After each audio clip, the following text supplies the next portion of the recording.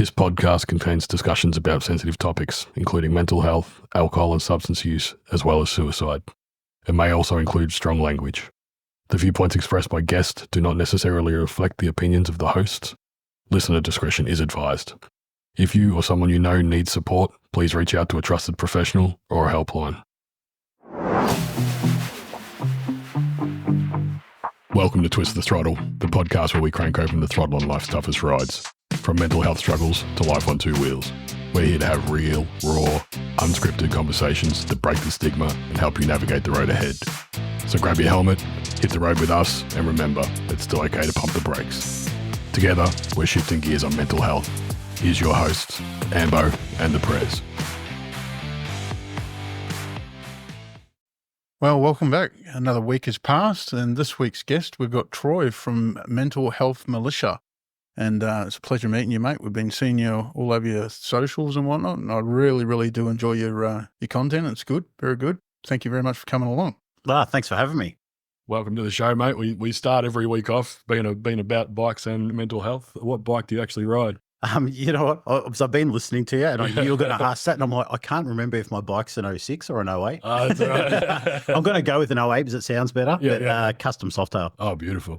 Nice. If money was no object, what would be your dream bike? The bike I've got, actually. Yeah, that one? Yeah, I'm never selling it, never getting another one. I might get something fun Something on the side. Something else to add to it. Yeah, that's good. Got to collect them rather than trade them up. Yeah, we've been through too much, that bike. Way too much. That's good. So what actually got you into riding in the first place there? My uncle Colin, there's a picture of me on his RG 250, I think it is. Yeah, cool. Yeah, when I was like 3 or 4 years old. And then he got me an RM80 that I was nowhere near ready to ride. So he dunked me around a paddock and scared the shit out of me for a while. And when I first got my kids into riding dirt bikes, I got them one of those two-stroke bloody Chinese model things. Scared the living fucking bejesus out. So that was a waste of nearly $2,000, I think. So I ended up selling that and making my money back, but I bought them a little DR70Z and, a little 4-stroke thing, and they got right into that. You can't go wrong with the DRZ. Yeah, that's awesome little bike. So I actually passed it on to one of our club members. So did you? His young son can ride around on it. Do you remember your first ride and how it made you feel? So you got out in the paddock scaring the shit out of yourself? It was in your blood straight away? After that one, because I just remember, I was only 5 or something or 6, and I just remember being scared to hell, and I refuse to be dunked ever since. Yeah. I will not get on the back. It doesn't happen. But after that, one of my mates got a KDX 200 when we were about 12, 13. And I begged my dad for a dirt bike. I was like, can I please have one? Can I please have one? And he brought me a Kawasaki road bike, full 200, full spec with the blinkers, rotor wheels, chrome guards with high and low range on it. Wow. And the first time I rode that was on my mate's farm when he had his KDX, and it was a potato farm. So it had all it had all ruts. And I spent more time on its side than I did standing up. And I could be in top gear, flat out, absolutely pegged, and he was in first or second gear, just pottering along beside me. And I'd be hunched over the handlebars trying to get as much speed as I could. Sounds like me riding the 650 with my mate on his R6.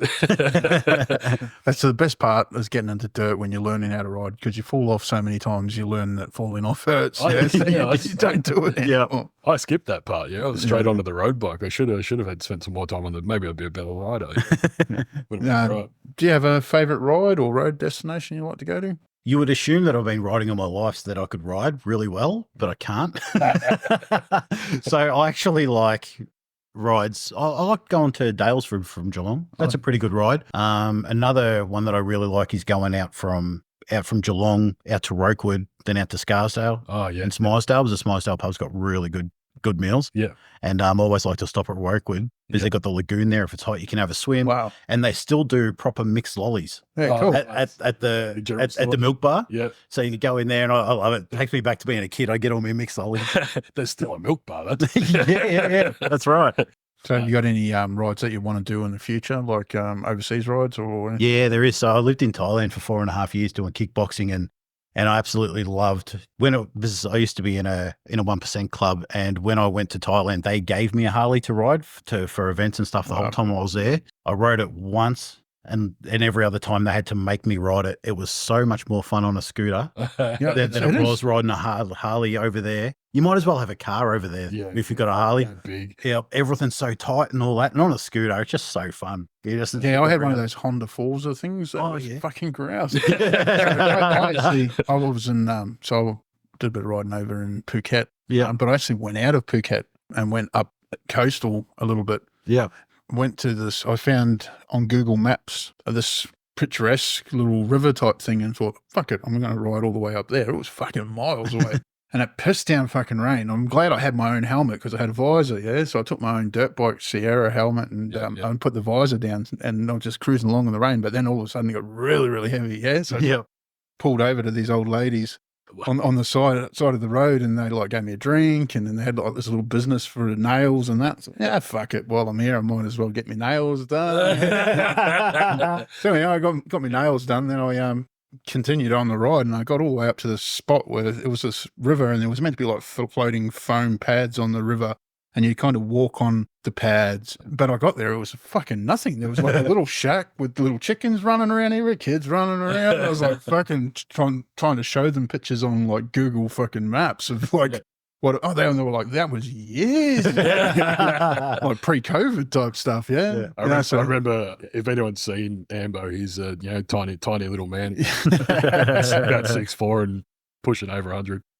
You're telling me riding the scooter next to someone in the car and let go of the handlebars and get them mad. That and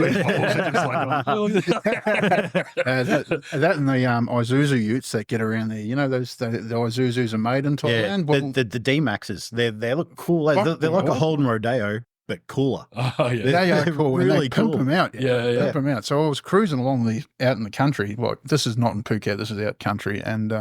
And I was like drafting in behind him on the bike, and I'm doing like 160 on this fucking, I don't know what those forces are, only 400, 500 cc's. Mate, that was the fucking best day ever. Ringing its tits off. They ended up giving this little family couple of hundred bloody baht or whatever it was. It wasn't, maybe it was 1,000 baht for interrupting their day. They were just. It's real funny over there. I didn't know, but you can't ride scooters on the highways. Oh, well, I was. Yes. We went to go through a toll, and they're like, no, go back. And I'm like, okay, let me turn off up there. No, you can't go through the toll and turn off. You have to turn back. So I had to go back the wrong way on a highway because that's safer, obviously, than letting me just go through and. Unreal. Yeah, no, because when I went through the tolls there, because there was a lot of Russians there at the time. This was like, I think Thailand's become a new spot for Russians to hide. So when I actually went through, I showed them my Australian license and they just let me straight through. Fucking unreal. Yeah. I think one of the rides that I really want to do, and I was actually Googling this 3 nights ago, and yesterday I emailed one of the places that do it. I'd love to do a postie ride across Australia on the postie bike. A mate of mine bumped into 2 blokes in Adelaide that were from Canberra. They made it to Adelaide on Honda Groms. Oh, yeah. Yeah. Like the little Groms. He's like, it's a good idea to tour Australia. If you thought it'd be grouse, he goes, we made it to Adelaide. We're like, oh, this is going to fucking trip. They're already regretting it. I just think it'd be fun. Something really, really cool to do. Beautiful. I wouldn't mind doing an adventure on a dirt bike as well. Yeah. Again, I can't ride for shit, but I'd love to give it a go. Yeah, my dream ride's the Iceland. There's a volcano tour you can do. It's like a 7-day ride on an adventure trail bike. So it's not full dirt bike, but it's up around through the mountains and like it looks like you're on another planet. Envious. I'd love to do that. It's just like black sand everywhere you can see, and then you come around a corner, it's just this oasis of like waterfalls and all the rest of it. Like it looks incredible. Yeah. You mentioned it to us that you were in a 1% club. Are you happy to share any of your story about what got you involved in that sort of lifestyle or what drew you into that world? Again, my uncle. Yeah. I never really fit in when I was younger. So I used to go to my uncle's a lot. And when I used to go around there, there'd be bikies there all the time coming in. And they were like, I used to see him hugging all the time. Like, yeah brother, so I got this romanticized image. That camaraderie. Yeah. And that it's just stuck in my head. Yeah. Even though some bad things happened to him through the years, that cognitive dissonance, you block that out because you want to see something else. Yeah. So you just keep looking through all the rose-colored glasses. And I grew up just watching all of these movies like Harley Davidson, the Marlboro Man and all this sort of thing. And and just romanticized it. Yeah. And then I always knew that I was going to go that way. subconsciously, consciously, I didn't want to admit it. Yeah. So I started one of the first, I think it might have even been the first youth clubs. Oh, nice. Yeah, first BNS youth club. Yeah, cool. So I attached an identity to that. Yeah. And I was the president of that for a couple of years. And then I started traveling to Thailand. That disbanded. Yep. And then when I come back, started the Wanderers SMC with a guy called Birrell. Yep. Great social club. They're still, Yeah, I met a couple of them on Silverback Ride. yeah, really awesome good guys. Yeah. And then from there, I was approached by another club, and they said, we got to a point where we'd put up a ride on a Friday and say, oh yeah, we're going for a ride tomorrow morning. If anybody wants to come. And a few weeks in a row, we got nearly 100 people every time on short notice. And that got the attention of outlaw club that I didn't know was around anymore. Yeah, right. And I'd done the right thing. I'd gone around to all the clubhouses and I said, look, we're Wanderers, we're here, we're doing this thing, this is us. Yeah, that club, I didn't see because I didn't think they were around anymore. Yeah, right. Thought I was being very disrespectful. Yeah. And they were worried that because of the numbers we were getting, that we were going to throw on a 1% patch and start a club. Yeah. I was friends with pretty tight with a couple of guys in a different 1% club.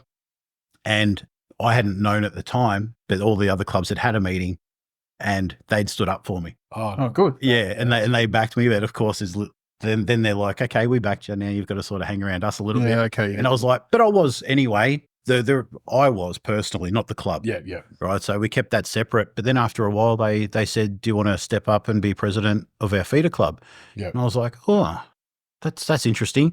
And this feeder club's actually one of the biggest clubs in Thailand. Right. And for me at the time, I was kickboxing in Thailand, and that meant I'd have brothers to hang out with because as a white guy going to Thailand all the time, it's hard to really have good friends, especially if you're living there. And I was like, well, so it makes sense for me. So I asked the club if they were interested in sort of patching over, and everybody said no. So I went, okay, cool. Let's stay as we are. And then over the next week, I started getting messages from some boys going, you know what? I actually wouldn't mind doing that.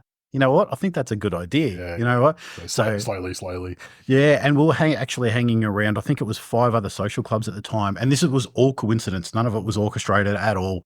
So as you guys are hanging around other social clubs now, right? Yep. So we were hanging around 5 different clubs from all different sorts of town. And we had a clubhouse and it was mad. If we didn't invite 1% clubs, they used to get angry because our parties were sick. Yeah. Right. And we ended up doing combined parties similar to the rides you got coming up. Yep. They all ended up associating with the same club that we were, all different chapters all around the place. I said so we had another meeting and half of my club was like, yep, let's do it. And half were like, let's don't. Yep. So I was like, okay, well, we all will. And we spoke to all the other social clubs, and all the other social clubs we're riding with went, we're all stepping up too. Wow, cool. So they got an influx in just about every single chapter around Victoria. Yep. Basically, they got an influx of a shitload of guys all at once. And because we'd already been riding together for a very long time as social club members, but we were all pretty serious because we're all already hanging around 1% clubs. They didn't just get a heap of new members. They got members that already rode together every weekend, knew each other every weekend. Yeah, the bonds are there. So then we all were in this feeder club together. And then after a while, we started getting a little bit naughty and stuff like that. And they called a meeting again and they were like, look, if you want to do 1% stuff, you've got to step up or you've got to knock it off. Yep.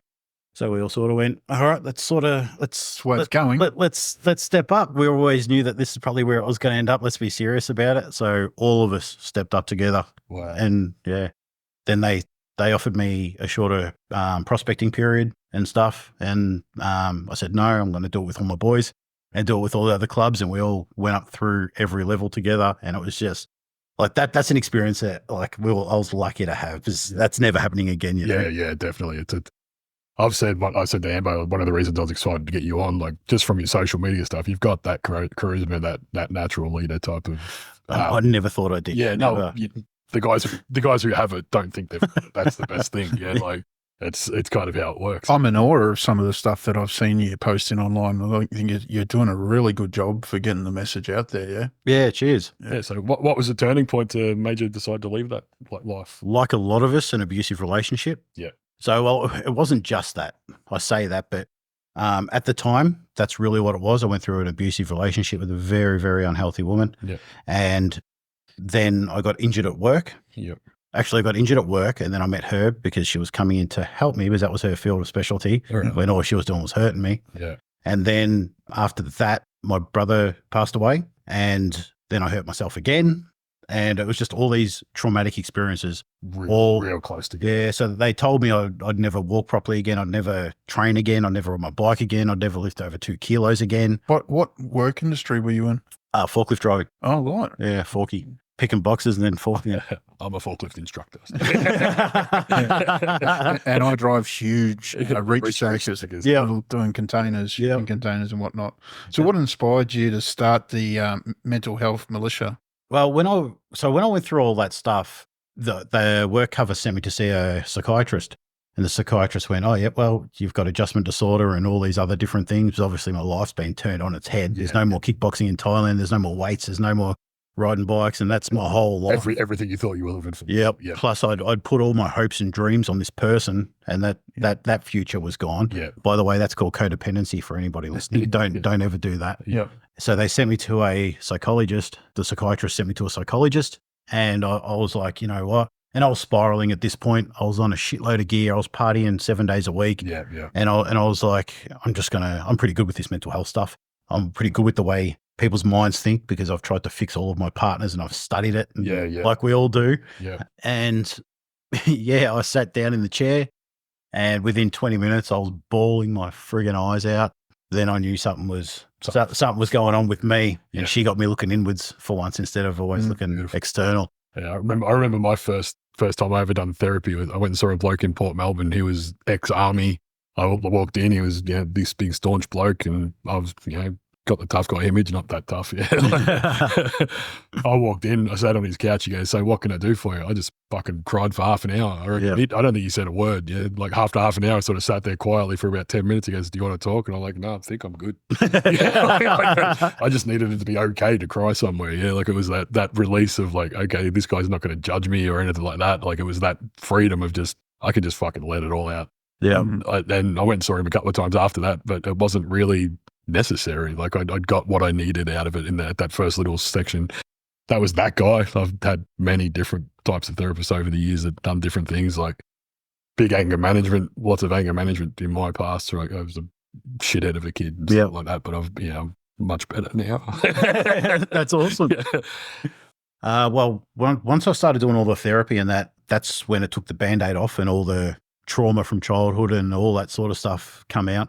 Yeah. And I started dealing with that, and with all the anxiety and stress, I was sleeping for like an hour a night for the first few months. So I was just like, I got to fill the void. Yeah. So I just studied trauma. Did course after course after course. Started studying counselling. This is over the space of a couple of years. Yeah. Then I started studying counselling, and when I finished my counselling course, the day of, I was graduating, I got a knock on the door. This guy knocked on this classroom door and said, "Hey, can I talk to you?" And he's like, "Oh, do you want to do a traineeship in alcohol and other drugs?" Yeah. Mind you, I'm still in the club at this point. Yeah. Yeah, I did. Yes, so, I'm very good at alcohol. Yeah, that's right. Yeah. So I did that, and then I started looking back and started trying to help people. And what I realized is it was very, very hard to fill a void from a motorcycle club. Well, like, because I just left, I finished the AOD course, finished the traineeship, left the club, started my own thing. And I wanted to put everything in one spot.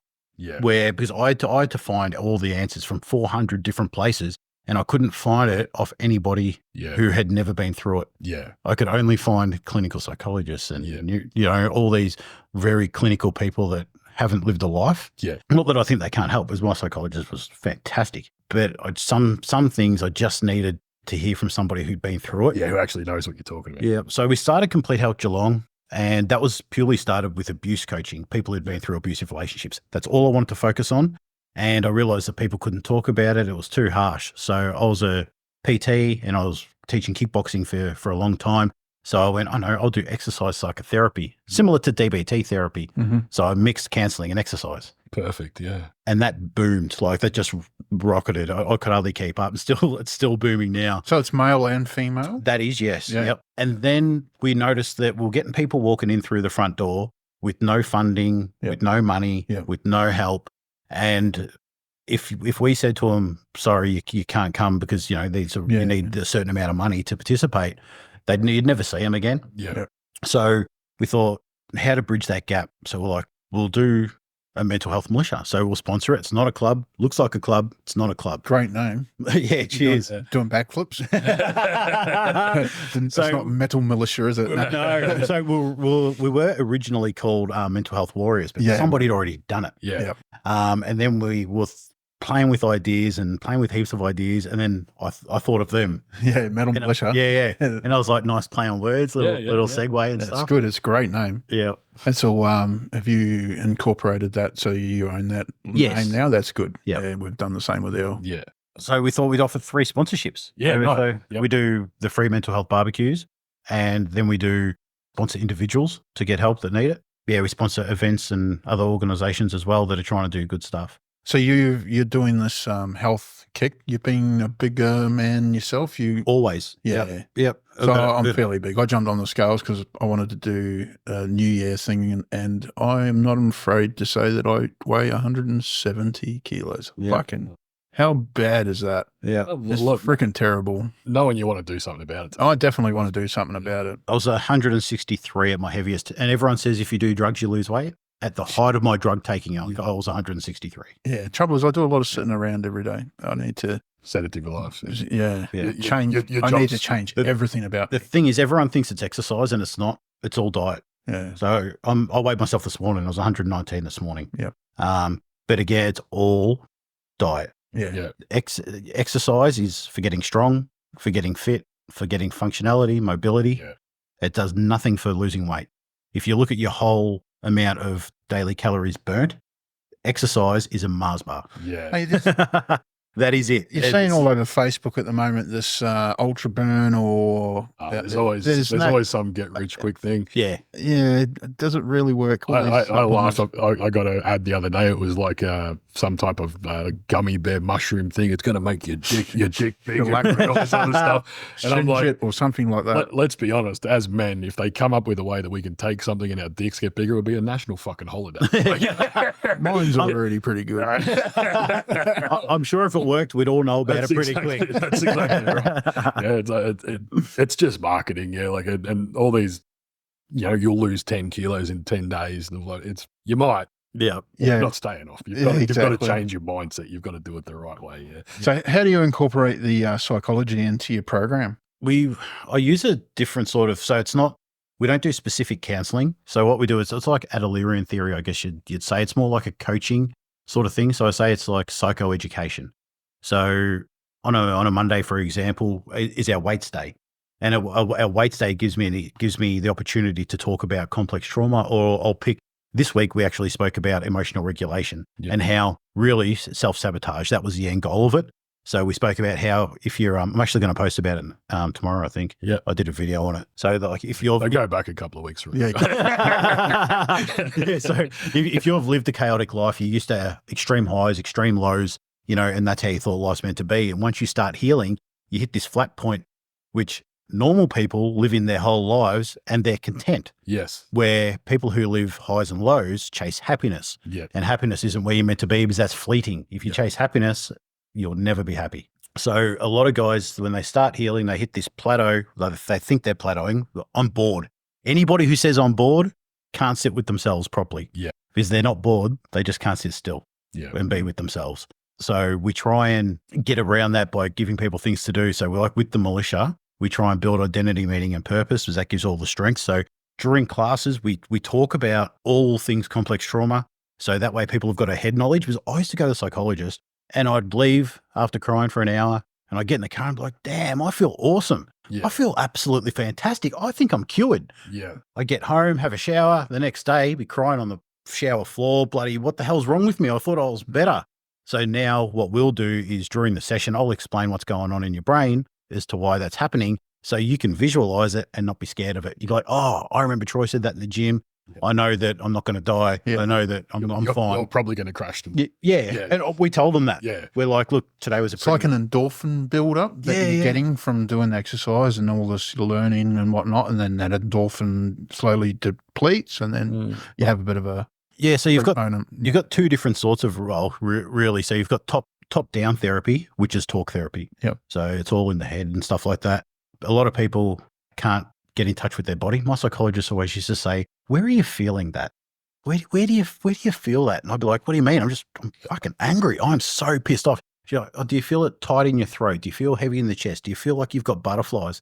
I'm like, I don't know what you're talking about. I don't know. Yeah. So apparently normal people feel stuff in their body. So this is what we call like somatic experience. If you start feeling things in your body, you get nervous, you feel butterflies and all this sort of stuff. And this, funnily enough, is one of the reasons why a lot of us get in toxic relationships, because our butterflies and that don't work anymore. So we don't feel those warning signs. Then there's bottom up.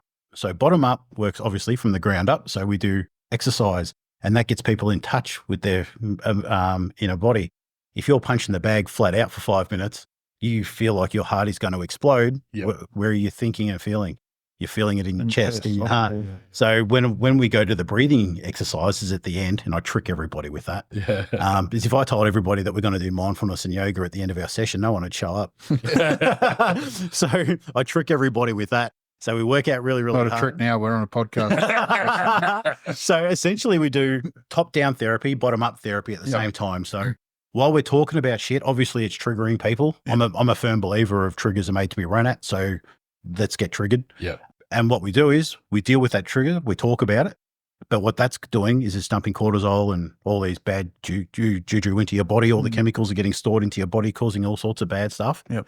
We exercise and burn it off. Yeah, beautiful. And we release good feeling chemicals. So it doesn't get stored in your body and you feel better for longer. Beautiful. We had a little chat out the back. You said about the sponsorship thing that you have, like the guys that you do sponsor have to hit certain targets. Can you tell us a little bit about that? So once we're dealing with all this stuff, that's all fine. But then they get to that flat line point and they need something else. So they're already connected because they're in the gym, but they're not connected enough. So what we do is we usually have them with a support worker or something like that. They get out and they start kicking goals. They've got anxiety, so they need somebody with them and helping them and stuff. They'll start coming to the group, and then they'll start feeling confident in themselves. They're starting to do kickboxing and boxing and all this self-defense, but they're also doing gym. So they're starting to feel really good within themselves. It gets to a point where they need more. So we thought, you know what, let's create the militia, and the militia will let them give back. We're burning off all the chemicals. We're dealing with the heavy shit. And now they're like, they need a new environment. They can't stay in the same place with the same toxic people and all that. So we're like, come hang out with us. You can say you're part of the militia, like in quotes. I'm doing quotes here for people who aren't. So like a club, but not a club. Yeah. So you're getting a bit of identity. Yep, I'm helping the militia out. I'm part of the militia. Yeah. And they can get to come and do barbecues for the community. Last the week just before Christmas, we went to, I love this example, we went to the old folks home. Yep. And we did a barbecue for 30 guys with dementia and Alzheimer's and stuff like that. They all had their zero alcohol beers. And, and we put on forgotten people, mate. Yeah. And we just sat down and talked with them for 3 hours, let them tell war stories and love it, and all that. So all the boys, they had a bit of anxiety, which they overcome. So they're stronger for that. But then they can feel good about themselves because they've gone and done something for the community. So all of a sudden they're getting some meaning and purpose behind it as well. So part of the sponsorships, coming back to that, is that they need to do these things to get the sponsorships. So to get the sponsorships, they can't miss sessions. If they do, they need to have a good excuse, and they have to let us know prior. And then they have to attend any meetings we set up for them. So example, if they do have a mental health issue or something like that, and we set them an appointment up with a psychologist, they must attend. If it's just something as simple as Head to Health, who they will support somebody for 3 months and get them to where they need to go. So we often refer people to Head to Health. And then if they need to get like an NDS plan because they are suffering from something that they could, we'll set them up with a support coordinator who will set them up for free and then take them on. I'm absolutely loving the whole idea of this, but how do you branch this out to other people? I know it's kind of like our club. You can't branch out to somewhere else unless there's one person that goes with it to make it its thing, because it loses its, like, it doesn't have the Troy part of it. You know what I mean? Do you know, we get asked that more than you would think? Because, I mean, you're localised to Geelong, but it sounds like this needs to be spread out among a lot of other places. But I just think... When are you opening new chapters? I probably get asked 2 or 3 times a week, when are we opening in this town, when are we opening in that town? Complete Health Geelong probably won't, unless I can find somebody with the mindset, the exact same mindset, and I'll train them up as well. My specialty is like adverse childhood experiences and complex trauma, and it's hard to find somebody who's done that training and done the kickboxing and can mix it in. I mean, it doesn't have to be that as long as it's similar. For the militia, I think we probably will end up expanding that. Yeah. So at the moment, there's 3 directors and then we've got a team of board members. Yeah. And they're all the professional dudes. They're the lawyers, the accountants, and like Ben Cook from Recreate Australia, who does our podcast and that for us. Yeah. They're all experts in all anything businessy. That's what they do. Yeah. So they're the ones setting up the non-for-profit and the charity status now and all that sort of thing. Yeah. So once we have all of our I's dotted and T's crossed, then we'll probably start expanding the militia. Yeah, cool. That's all about getting the right people in the right roles. 100%. I've said that. Like, I've run baseball clubs. Like I started a baseball club in Melton and I started this club. My therapist tells me like I didn't have a family, so I keep building my own family. I did have a family. Hi, Mum, love you. But yeah, like not fitting in sort of with your group. Like I've kind of done that, but yeah, it's fascinating to me. Like, oh, it's crazy, isn't it? Do you have any success stories that you can share with us? One of the guys that we've got with us now has severe complex trauma and stuff. He's currently just starting to work and he's also back at uni studying and stuff. And that's, we've actually in 4 years in the men's group, we've only had 2 relapses. Yeah, great. That's amazing. Yeah. Pretty much everybody that's come through it is either working, studying, volunteering, or working for us. Oh, yeah, that's how you're going to grow. That's how it's going to. You're going to be one of your mentees, I guess. Yeah. Come up through your program and say, hey, I can do this now. Let's fucking move me over here, and we'll start Ballarat. We'll start Melbourne. We'll start whatever in the other side of town. Yeah, huge things, huge potential. Yeah, it has. Yeah. So you've been doing your monthly barbecues. You've just told us you've gone now weekly barbecues. Yeah, and your big annual ride. Like, how do you think motorcycle riding fosters that community support? Yeah, I had a video go viral a couple of weeks ago. I don't know if you guys seen it when I was saying about how motorbikes, you'll never be alone when you've got a motorbike. Awesome. And I think we actually referred to it in one of our episodes. Oh, did you? Yeah. And I stand by that. Yeah. 100%. Absolutely. You'll never meet a nicer community. Yeah. I mean, how many social clubs out there and everybody's doing something for charity? Yeah. Every single one. How many times have you pulled up at a service station and someone's come and talked to you about your bike? It's normally this bloke. I do a lot of talking to people at petrol stations, apparently. That's great. Yeah, like everyone's bike's their own. You can create your own. You can do charity events, so you're getting your meaning and purpose. You're feeling good. You're giving back to the community, even if it's only donating $10 to go on the ride. Yeah, you're still part of something bigger than yourself, and that's what it's about. That's your key to happiness, right there. Yeah, having something. Everyone talks about spirituality, and they automatically think religion. No, a heap of people just left. Spirituality is something bigger than yourself. Yeah, definitely. That's what it means, and that's one of the keys to being content. Yeah, perfect. I love that. Many men who grew up rough face issues. How do you build trust with them? Yeah, that's a good question, because a lot of the times before, if a support coordinator, for example, brings somebody to us and they don't know our past, and there's like 3 ex-bikies working for us, and the militia's nearly made up of ex-1%ers, and they'll come in and you'll be like, yep, this is what we do. This is how it works. And they're like, what the fuck would you know? There's all of this. I've lived with, I'm a counsellor, I'm this and that. They just assume that I've only ever gone to uni and all this. And so I'm like, well, I was a bikie for the better part of 10 years. Yeah. Then all of a sudden they're like, oh, okay. Actually, I've got a good story on how we engage people. Yep. This is one of my favorite stories, actually. We got asked if we could go and work with this guy that nobody's been able to get out of the house. So we went to this guy's house, and I'll try and make it so that the listeners can understand what we're sort of going through. Yeah. If anybody has seen the movie Seven with Brad Pitt and that, Gluttony with the big guy over the pool, the big fella. Yeah. So I knock on this door, and that guy opened the door, cuts, like real deep lacerations in all his arms, and looked exactly like that guy. I just said, I'm not fucking interested, and slammed the door. And I was like, oh, okay. No, I could see the issue. Yeah. I was like, okay, there's no worries here. And it was really bad schizophrenia and a couple other things. But I was like, okay, back to the drawing board, went back, called the coordinator. I was like, what do you want me to do? And they're like, just keep trying. And I was like, okay, no worries. We'll keep trying. So I went around there the next day, knocked on the door. Didn't even open the door this time. Just went, piss off, Okay. I was like, okay, cool. Baby steps. Yep. And I was like, well, I can't keep doing this like all the time. I don't want to use his funding for nothing. And doesn't feel like I'm helping. Yeah, I don't want to waste it, and I could be helping somebody that wants to be helped. Yep. And then on the way home, I was thinking about it and I had an idea. So I called up one of the guys who was working for me and I said, have you got one of those little portable Barbies? And he goes, yeah. And I was like, tomorrow you're taking over for me. I said, I'll come with you and we'll knock on the door together and then I'll leave you to it. I want you to reverse your ute up to his front door of his unit and I want you to cook a barbecue at his front door. So the next day we went around there, cooked the barbecue, knocked on the door, piss off. And I was like, no worries, we'll just be out the front. We're having a barbecue if you want to come out and grab a snag. So anyway, I left. We repeated this process for like 3 or 4 days. On the 4th day, he come out, grabbed a snag, walked straight back inside, didn't say anything, didn't do anything.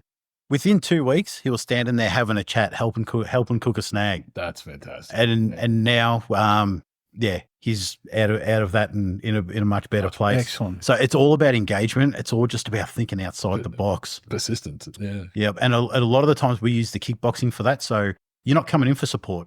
You're coming in to do kickboxing. Coming in for a workout. Yeah. Yep. And then while we're working out, I'll be talking about trauma and planting seeds and doing all that sort of stuff. See what sticks. Yeah. Pretty much. Yeah, my big thing, like I started our social club because I wanted to give back. I wanted to similar goals here, like give people somewhere to come that they felt like they belonged. Yeah, like that was the whole point of it. I thought it was a joke. Yeah, he did. Did you? 100%. I said, I'm starting a social club. And he's like, if I can be the sergeant at arms, I'll be there. And I'm like, done. then it went from, we're just going to have hoodies to, fuck, actually, this could be a thing. Yes. It is now. Started talking to a few of my like actual biker club mates, like the absolute club mates, and like, can I start this? Is this going to be a problem? And they're like, we don't give a shit. Just don't have a clubhouse, don't have a back patch. Yeah. Well, cool. No worries. Like I can easily follow those rules. And they're the only 2 rules. Pretty much. Yeah. Yep. Like, yeah. We're not taking anything away. We're not claiming anything. We're just trying to fucking ride our bikes. Yep. But yeah, no, it's been a really good experience for, I think, everyone involved in our club. So I still remember starting the Wanderers and that. It was just so exciting. Yeah. So fun. Yeah. And the bond you get with the boys, and it just becomes an all encompassing, like awesome thing. Yeah. Like it's only for people who haven't done it. It's hard to explain. It's amazing. It's the family when you don't have one. Yeah. Yeah. Like everyone belongs. Like I think you used the thing on one of your social things. It's like cheers. Yeah. Yeah. It's like cheers. Yeah. You walk in, like I've said, like most of our guys, like I'm a hugger. Yeah. I can't come in and give me a big fucking hug. We're all good to go.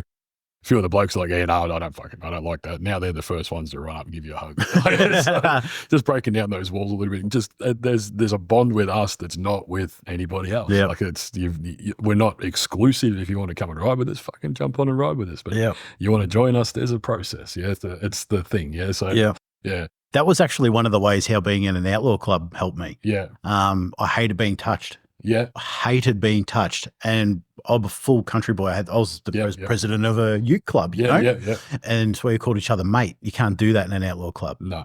You can never call a brother a mate. They'll be very, very angry. And so that was hard to get used to, the whole bro thing. Yeah. But then we had to hug every single member before we ever did anything. So if you rocked up to an event, there were certain members. You had to pain in the ass, isn't it? Yep. Yeah. It takes forever. Yep. You had to hug and kiss every single member. And I was like, geez, this is a lot of friggin' man love, you know? And I just hated being touched. Yeah. But that sort of started being in the club, helped me start to break that wall down and let me start to be vulnerable. Yeah. The first time I saw a grown man cry was in a clubhouse full of members. We're having this meeting, and one of the other members was talking about how hard he was doing it. And he was bawling his eyes out, and there was like, there might have been 40 of us in this room, and you could have heard a pin drop. Everybody just stopped, listened, didn't judge. As soon as he finished talking, everybody took turns of going up and hugging him and stuff. Yeah. And I was like, holy shit! If these guys can be like this, maybe I can have some feelings. Yeah, that's it. Like, so mental health, the same thing. Yeah, we're trying to open up that conversation because we get guys on like you who have a story to tell. So what stigmas are the hardest to overcome when it comes to working with men? The one that pisses me off the most, we can go with that one. I actually haven't talked about that anywhere before because it can cause some trouble, actually. Hey, bring it on. Let's go. I hate the term gender-based violence. It does nothing but piss me off, that term, to say that like abusive relationship is an abusive relationship. Yeah, and it's always the man that's the perpetrator. Yeah, no, it's not. Oh, unfortunately, it's not. No, not at all. Yeah. I've been there, unfortunately. So breaking that stereotype's always an iffy one for me, especially dealing in the industry that I'm in. I often meet women who are running men behavior change groups, and often these women scorned themselves. Feminists. Yeah. And they're always just shaming and guilting. The anger management course you did was probably the same. Yeah.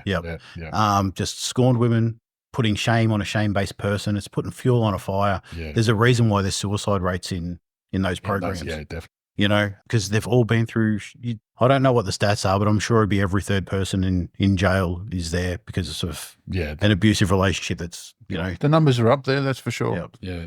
But there's a reason why the men's suicide is so high. Well, yeah, I saw a stat the other day. I think it's like, it was a worldwide number, but already like 18,000, more than, close to 20,000 now. Yeah. When you've got no options left, when you can't fight anymore, what are you left with to do? That's it. Where do you send a bloke when you come across that sort of stuff? I always, it's really cliche, but it's the best thing. Go to see your GP. You got to get a mental health plan. Go and see a psychologist. Yeah. And I hear all the time, oh, it doesn't work for me. It doesn't work for me. Well, it doesn't, because you're not being open and honest. Yeah. That's exactly why. And if it is, it's not. But if it is the psychologist's fault, because they don't know enough or your story scares them, go find a different psychologist. Yeah, exactly. Yeah, I actually have a story back in the day when I didn't have kids and I didn't have a missus and I was not sleeping. And I went to a psychologist and I got prescribed sleeping medication. Yeah. Worst fucking thing ever. Oh, yeah. It was like somebody put a bottle fucking brushed down my throat. I woke up in the morning with fucking chemical taste in my mouth. That wasn't the answer to my problems. Why am I not sleeping? Yeah, to get to the source of it. So I never went back to see the fella again. So how long had I been without having the right treatment? Yeah? So if you're not finding it, you need to go looking elsewhere for it. Yeah, that's right. People, I don't know where this come from that you couldn't try different psychologists, because you can. Yeah. It's the connection. You need to have that. Something like you say, like you get guys that come in like, fuck, what the fuck would you know? Yeah. That guy's not going to be able to sit down with a guy who's Ivy League, whatever school. Yeah, exactly. Like, my book says you have to do this. Like you go, no, mate, I was you. I've done that. I've been there. I've gone through it. This is how I got through it. Not saying it's going to work for you, but give it a shot. So how do you balance your own mental health while helping others? That's a good question. So when I first started down this road of healing and stuff, I was pretty bad, actually. I was seeing a psychologist twice a week sometimes. So I saw my psychologist for 3 years. Well, for the first year, sometimes it was twice a week. Then the next 2 years, so that's 3 years all up, I was seeing him at least like once a week, every week, never missed. And then after that, I sort of started staggering it out a little bit. For the next 3 years, it was every second week, every third week, every fourth week, then every 6 weeks. And then it just got to a point where I was fairly on point. And by then I'd mastered all my own coping skills and everything like that. And with Complete Health Geelong, we've actually got an in-house counsellor that does check-ins with us all every Wednesday. And we just have a chat to them. With employees. They check in with all the employees. That's great. Yeah, we're about to start doing it with the militia as well. Yeah, that's awesome. Yeah. And I've got a really good team around me, and I make sure I train. I know that there's certain things that I start doing when I'm slipping a little bit. Yeah. I noticed I'll start scrolling a little bit more than usual and all that sort of stuff. So I often check in with myself to make sure I'm all right. Yeah. And I've got a really good bunch of boys around me, and they'd pull me up as well. That's a lesson for anyone listening. If your mates don't pull you up on your bullshit, they're not your mates. Absolutely. Yeah. Yeah. I think a big thing for guys that are, who want to help other people, you can get yourself into a bit of a hole yourself, taking on too much from other people. Yeah. I'm a bandit for it. If my life's not going great, I'll be helping everyone. Yeah. Like not looking out, like, how can I help that person do this? How can I help that person do this? Yeah. But then when I stop and have that moment of actual reflection on yourself, you're like, I'm fucking not good.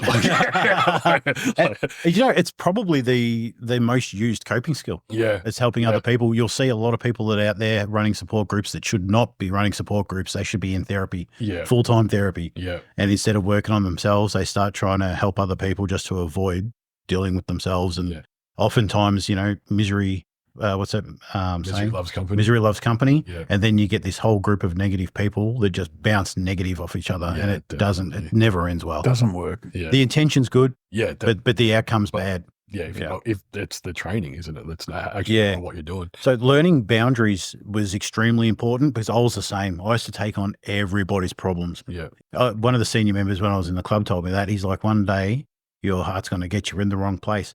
But he was half right. It wasn't my heart. It said I didn't want to deal with my own shit. Yeah. so you saw the signs, just looked the wrong direction. Yeah, that's right. So I'm very introspective in that these days. I look back and I know how to separate myself from other people's problems, which took a long time, like a long time to learn. So I used to say this little mantra to myself: can this person do it themselves? Yeah. If they can, it's a them problem. If they can't, I can help them. What can I do? Yeah. Yep. I get that. That's beautiful. Yeah. And everybody thinks that if somebody, especially in the club environment, and I used to preach this all the time, and I say it to my workers and that as well, you don't always have to say yes to help somebody. If you are not in a place to help yourself, and you're not in a place to help somebody else. No, that's like giving CPR, isn't it? Yeah. If you don't start unless you know how to do it. Yeah. Yeah. You can do more harm than good because all of a sudden, instead of there being one person that's not happy and one person that's struggling, now you've got two people that are sinking together. Yeah. So I always say, you can say, look, sorry, I don't have the mental capacity myself right now to help you, but let's go find somebody together that can. Yeah. That's perfect. That's the better way to do it. Here's Troy's number. Do you know what? I get messages daily, and I try and reply as much as I can, and I'll always read, especially in this community. That's my aim. I'm still trying to work out how I'm doing that. Yeah. How that looks, because my inbox is pretty. It's very hard to be the face of a brand, isn't it? Because everyone looks to you and like, oh, I don't want to deal with Troy's offside. I want to deal with the guy. And so I can imagine that's a bit of pressure on you for sure. Yeah. So where do you see Mental Health Militia in the next 5 years? I know that I should think like that, but I don't usually. Yeah. Yeah, that's a tough question. I see it growing. I never thought about having different chapters and stuff like that because it's not a club. Yeah. And so I never thought of it like that, but I think that's probably the direction it will go. I'd like us to have a full-time motorbike building group. Cool. So at the moment it runs, whenever we get enough participants, we get a motorbike donated and we run it for 3 months. Yeah. And then they get a certificate in automotive. They do it with support workers. They learn life skills. So there's cooking involved. So everybody works on the motorbike for 4 hours, 5 hours. Then they all cook lunch together, but they also go shopping together. So they learn finances and they learn how to be compassionate to other people's needs as well, because they get a budget and they have to work out what foods you like, and then work out how to make a meal together. Yeah, that's unreal. That's good skill. Yeah, that's right. Yeah, so teaching the fundamentals of everything, mate. That's finances, shopping, and anybody who does that group gets to come and work out in the workout groups as well for free. So we try and tick all the boxes, and similar to I don't know if you remember the program Handbrake Turn. They used to fix the cars. Yeah. And then that used to lead into apprenticeships for people. Well, we're a motorbike group and no one does that. I would like... It's aimed at the youth? It is at the moment, but we're about to start going into prisons this year and stuff. So we're probably going to run 2 separate ones. Basically, the way it's going to run is on a Monday, you come and do your workout. Then you go and build a motorbike for 4 or 5 hours. Then you do a cooking class. Yeah. Then you knock off, plus shopping and whatnot. Yeah. On the Wednesday, you come and do your training session. And then we go down to Feed Me Ballerine and we volunteer. We help everyone stack the shelves and all this sort of stuff and just give back to the community that way. And then you also get your pantry filled. Because Feed Me Ballerine donate all the food to they're like a supermarket. Yep. Mm-hmm. So because a lot of people don't want to go down there. They feel bad about taking food and stuff. Yeah. When if you don't take it, they throw it out. Yeah. Right. So we thought, you know what, we'll get everyone to volunteer there. So like they're working for it, in quotes there. So we say, come down, volunteer, you get to take some food home. So everyone's got their pantries full. That's one of the needs that needs to be met before we can move on, right? Yep. And then after that, we all go out for lunch together. We go to the outpost in Geelong, which feed the homeless. Yep. But they do the best toasties. So we had a chat with them. So we do a free barbecue for them every now and again. So after we finish at Feed Me Ballerine, we all go out to a coffee shop, have a coffee that does free coffees. And then we go out to the outpost and sit down like a heap of normal dudes and just have a feed and it's free. Yeah. And then on the Fridays, we're thinking about doing woodwork. We keep getting asked. So it'll be the same as the same program, but with woodwork. But now that we're doing all these barbecues and stuff at the gym full time. So it'll probably be that, because that's just another giving back element. Yep. Yeah. And then we'll tack something on to the end of that, which will be like getting a job provider to come in and have a chat with them, things like that. So that plus I'd love us to be, my inbox is full with what X1%ers leaving motorbike clubs, and they need help. And they don't want to go to a clinical psychologist. Yeah. They don't want to talk to anybody that wasn't an ex-biker, who doesn't understand it. The trust is not there yet. Yep. So I'd really love it somehow to have some sort of group or some sort of, I don't know, page that does like group therapy or something like that, just so I can get them all together. And that would have to be pretty heavily moderated. Yeah, for sure. Yeah. So that's why I haven't done it yet. Yeah. I can't work out exactly how to do it. Yeah, no, I get that. Yeah. My brain's spinning. The great thing about ADHD. So the interesting thing, we were talking about this morning at the gym, because we had a heap of X1%ers at the gym training this morning. Yeah. So I'm writing a book at the moment, and it's X1%ers writing about their time in the club and from a mental health perspective, and what they're doing after it, if they're doing something cool or not, and all this, and how they felt when they left the club, if they'd gone to therapy. So it's all them sorts of questions. We're not giving anything away for 1%ers watching. Listen, and nearly every single person that's written a story in the book has ADHD. Yeah, they're crazy. And I'm like, is there a link between people being in bike clubs and having ADHD? Maybe. Do you know what? We actually had this conversation. I said it takes a certain type of person to throw your leg over a motorbike in the first place. Oh, yeah. Yeah, and like I've been sober 3 years now. That's awesome. My throwing a leg over a bike is, I can't concentrate on anything else. You can't be worried about something else. You've got to be watching the road. You've got to be looking out for every dickhead trying to kill you. Like, that's part of it, I think. Like, that's actually your brain honing in that gives you that visceral feeling of everything else. But yeah, it's really, you know what it is? It's mindfulness. Yeah, 100%. Yeah, but it's forced mindfulness. It is. It is 100%. It's meditation. Everybody thinks meditation is sitting in a yoga room going, Yeah. It's not. Meditation is anything that helps you clear your mind. Yeah. And anything that can center you. Yeah. Motorbike riding is meditation. Yeah. Well, we call it therapy, don't we? Yep. Very good. I need wind therapy. I need to go for a ride. Like, right. So how can people support your mission and get involved with the group? We just did a GoFundMe page. So if people can donate to that, that would really help. We'll put that in the show notes. Yeah, that'd be awesome. Yeah. We really need volunteers that ride. Yeah. So we've got a team of business people. We've got a team of healthcare professionals. And now we just need people to ride to events, because I'm crazy busy and I've done 7 days a week for a long time now. Yeah. So if we can get some people that are willing to go to events, and so we've got a few free courses that we like to put people through. And that way, when they're wearing our hoodie and that, people know that they can go up to them and ask for some advice, and then they can give it to them. Yeah. Or point them in the right direction. Yeah, that's right. Yep. If you could go back and find young Troy at his right before a pivotal moment, what would be your main thing you'd want him to know? That everything's going to be okay. That'd be the main thing. And I think we've got that answer every time we've asked that question. Really? To be honest, everyone's like, we'll get through this. Yeah, like it's a big part. It's a big part. When knowing there's an out.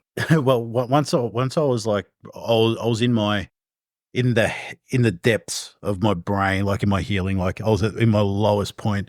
I remember I was doing self-tapping. I taught myself how to do self-tapping. So like you can tap. So you smash the top of your head, and then you smash the top of your eyes. So it's all pressure points. Yeah, right. You smash here, and then right here, chest, then under your armpit. Yeah. And it leaves a lingering pain. Right. All right. And it's so that it's till it be like a circuit breaker. It's like mindfulness, because now, even just doing that, I just did it really light. Right. You're not thinking about what's going on in your head anymore. You're now thinking about what the pain is. I can still feel it. Yep. It's just your brain's like, what's this? It's just changing lingering. The chain of thought. Yeah. So I used to do this little mantra, and I was like, I love you. I still love you. And then at the end of it, I started doing this. I started hugging myself and and saying to myself, I will never leave you again. Yeah. So I guess if I spoke to my younger self, I'd be like, just know that I'll be there for you when you're older, even if I'm not now, because I'll find you and I won't be leaving again. Yeah, beautiful. Yeah, because when you're young and you go through all these experiences, you tap out. Yeah. And you go in, I always call it for game player mode. You know, Alex the Kid in the Sega? Yeah. You just if you left it turned on, Alex the kid would just go through all the levels and do his own thing. Yeah. First player. And then all of a sudden, when you start on your healing journey and you have to start adulting and making conscious decisions about everything, which can be very tiring, you've got the controller in your hand and you're making Alex do all the things. Wow. Yeah. You know, and that's exactly how it is. Yeah. Very easy to tune out an autopilot, isn't it? Yeah. And that's exactly what you do when you've been through some painful stuff. Well, as we start to come to a close, what's one of the messages you want the listeners to take away from this conversation? That it's okay to talk about your mental health. It's okay to not be okay, as cliche as that is. Yeah. But it really is. And I guarantee you, if you give people a chance, because this is one of the biggest things, if you give people a chance to do the right thing when you open up and be vulnerable about something, I guarantee you 99.9% of the time, that person that you think will run away or that, they will surprise you and they will listen to you and they will help you and they will give you advice. Yeah. Nearly every single time when I was at my absolute worst and I had a bit of anger going on, all the childhood stuff was coming up and just bubbling, I was lashing out at every single person that I was in the club with. And I just couldn't be bothered. I was just like, I'm not coming in. You're just gonna all get fucked. And and then they'll call me like, you got to do this. And I was like, oh, we'll smash you. I'll come over to you. And I'm talking to other brothers, you know. Yeah. I'll come over to your house, kick your door, and I'll do this and do that. They were like, come on, brother, come on. We'll punch it out, and then we'll have a hug and have a beer. And I was like, what? You're not going to leave me? Yeah. You know, subconsciously, yeah. I'm pushing them away because I don't want to be hurt. Yeah, push them away. Yeah. Run. Yeah. I'd just been through this abusive relationship, hurting, don't want anyone getting close in case they leave me. And all of a sudden I'm pushing these brothers away and they're like, bring it on. Yeah. We'll be there. We're going to be here right beside you, mate. And guide you through it. That's what fucking brotherhood's all about. I ended up in hospital. I had a brother beside my bed. See, I think you actually shared this story. I was like, I don't know what the injury is. We don't have to go into it, but fuck, it looked like a. Yeah, I shattered my hip. Yeah. I was trying to do something naughty and karma got me. Yeah. Shattered my hip. And every single day there was a brother beside my bed. Every day, all day. When I come out of hospital, I was living with a national sergeant at the time, and he's someone that I looked up to. Like, he was everything. Yeah. He was like a father figure to me. Yeah. And I remember he was walking past the couch and I said, hey, bro. And I felt bad. I still remember the shame I felt in asking him. And I was like, bro, can you help me put my sock on? And he just went, yeah, of course, bro. You don't even have to ask. And he just, like, it was nothing. Right. And I'm like, this is the guy I idolized, the national sergeant of this club. And he's just like, yeah, bro. And I still, that was like a pivotal moment in my life. Like, can I let people help me? Yeah. Can I let somebody really do this? Be there for you. And then all of a sudden I started lashing out at these other members, and then they were all like, nah, it's cool. And then that other member, like the story I told before, he was crying. And I was like, wow, maybe this. So my story is a little bit different when it comes to motorbike clubs. Everyone thinks that everyone who leaves hates motorbike clubs and talks bad about it. My experience was good. Yeah. For the most part. There's a lot of shit that happened, a lot of bad stuff in clubs. But my experience really helped me. Yeah. And those brothers, I still owe them a lot. Yeah. And I still talk to them all now. Yeah. Without that support, I don't think I would have been as healthy as what I am now, because they actually gave me the strength to deal with my shit, because I knew they were going to be there. Yeah. You finally had that backing that you've always wanted. Yeah, that's right. Yeah. They allowed me to be vulnerable. You get the 1% community. Obviously, there are the bad guys. 100%. So there's the guys. 100%. They have the reputation for a reason. Yep. But yeah, when people like, I just don't get it. I'm like, that's because you're not around it. Like you see these guys, you see what they will do for each other, how far they will go. It's like, that's to be admired. Yeah. Yeah. I've always said, like, our club, we're not in the world, but we definitely skirt around the edges of it. Like, we see what goes on. Like I've said, I want the old school club mentality without all the bullshit that goes along with it. Yeah. So I couldn't walk for nearly a year, and they were always there. They picked me up every single day, took me to where I needed to go, made sure I didn't miss out on anything, took me to everything. If I couldn't leave for whatever reason, they'd come to my house and all party there for the night. Like, it was just, there was always, and there was one point, I'll never forget it. One of the brothers kept coming over every single day. And at one point I had to say to him, bro, I need a couple of weeks. Yeah, look, I appreciate yous. I love yous. I love the help. I need to. But I'm dealing with some stuff that I'm okay. I'm not going to do anything silly. Yeah.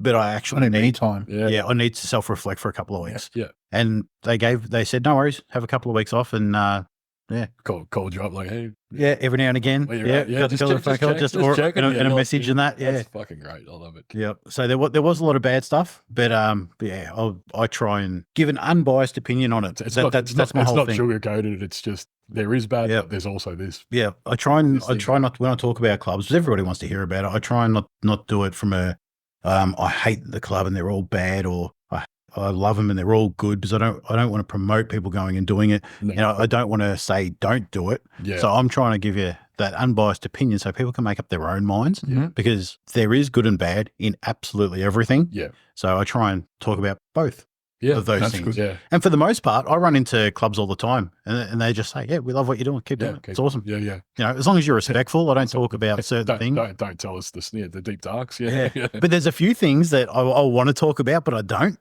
because it's not my place, because there's a few things that happen when you go through stages that you look back and you're like, shit, that was funny. Yeah. and there's just certain things that can't talk about. There's that in social motorcycle clubs as well. Yeah. I don't want to ruin it for the people going through it. Yeah, exactly. Because I'm like, I remember when that happened, and that was just like a moment that I was just that's memorable. Yeah. And I don't want to spoil that for other people. So, you know, I don't talk about what certain patches mean. I don't talk because it's no one's business. No. And the clubs might have changed. So that's, you know, I don't talk about shit that I shouldn't talk about. Just basic stuff. Every organisation, whether it's a bike club, sports club, whatever, have their rules about how things are done and how it goes. And first rule of Fight Club, don't talk about Fight Club. So I shared a thing a couple of weeks back on our socials, was like, mental health is not Fight Club. We are allowed to talk about it. Yeah, that's great.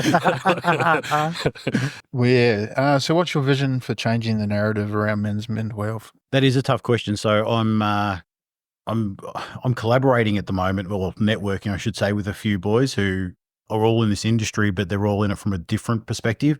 All one percenters actually, except for Dennis, which we spoke about earlier, from Dennis from that rehab. You got shit on. We're going to try and get him. Yeah, well, I spoke to him today, and I'll message him after this, and I'll let him know. Jacob Little's going to be down too, ex one percenter. I've followed him. Yeah. So they're all coming down for the 22nd. We're going to the Leg Up project. Yep. They're doing a day, so we're all networking together and putting on a huge day. Like Corey Worthington's going to be there, Gaz Wright, Danny Shannon. All these sorts of people. Like, I don't want to say influencer, but I guess that's it works. I guess that's what it is. Content creator. And then Zoltan as well. He's also an ex-1 percenter, and that they'd definitely love to come on. But I think together we're showing that there is another side to people, especially from the motorbike community. Yeah. I mean, you have a look. Everybody's doing something good. Everybody. And even 1% clubs used to do good things until they made it impossible for them to do the toy runs because of insurance purposes. And they did all that on purpose, you know. So I'm trying to change the narrative that everybody in a motorcycle club is a gangster. It's not true. And show that people can change, and that people like us can change and do other things as well. So especially with all these new rules and that coming in, I really want to help ex-1 percenters leaving the club, because when you leave, that void it's deafening. I can imagine. We have a very niche audience in our motorbikes and mental health. You're the 1% of that. Like you're really niche in what you're doing, but it is a definite service, and it was a definite hole that you've done amazing. We're absolutely honoured to have you on the show. Yeah, right? Like 100%. Yeah, thanks for having us. Yeah, 100%. We spoke earlier. Hopefully, we are going to get something rolling in the future that's going to be good, and we hopefully get you back at some point as a guest back on the show, mate. So thank you very much for your time. Thanks for coming down. Thank you very much, man. Thanks for having me. Absolutely blown away by our conversation. Yeah. Check us out on the socials. Yeah. We have one last question we're going to start trying to add into the show. Twist the throttle. What does that mean to you? I don't want to be real corny and say life, but I would not probably have one friend that I have now if I didn't have a motorbike. Yeah. I would not have the life that I've had without having a motorbike. Yeah. And I mean that even from a younger age. I met most of them on the farm through a dirt bike. Yeah, on either dirt bikes or road bikes or clubs or it's perfect. Yeah. So I guess I'll always have one. Yeah. Yeah. I go through stages where I can't be bothered riding. Yeah. But then I go for a ride, and then all of a sudden I'm back on. Yeah. I've got the big fucking stupid ape hangers and all that shit on my bike, and I'm like, then I'm going to get road glide old. and then trike old. That's right at the end. Right at the end. Right at the end. Right at the end, you put the third wheel on there. And you're right at the back of the pack, not in the front. That's it. For the last 12 months, I've been like, should I put bags on my bike? Like panniers? Yeah. I'm just like, I don't think I'm quite there yet, but I'm not far off. I've already got them. Yeah. My bike is my only mode of transport at the moment. So yeah, it's got to get shit to work and everything else. Yeah, but bikes are everything. Oh, it's great. Everything. All right. Yeah. Once again, thank you very much. Thanks. Pleasure. Thanks, mate. Bye. Thanks for riding with us today on Twist the Throttle. If you enjoyed the ride, don't forget to subscribe, leave a review, and share it with your crew. Remember, no matter how tough the road gets, you're never riding alone. Stay safe, stay open, and catch you on the next ride. Keep that throttle twisted.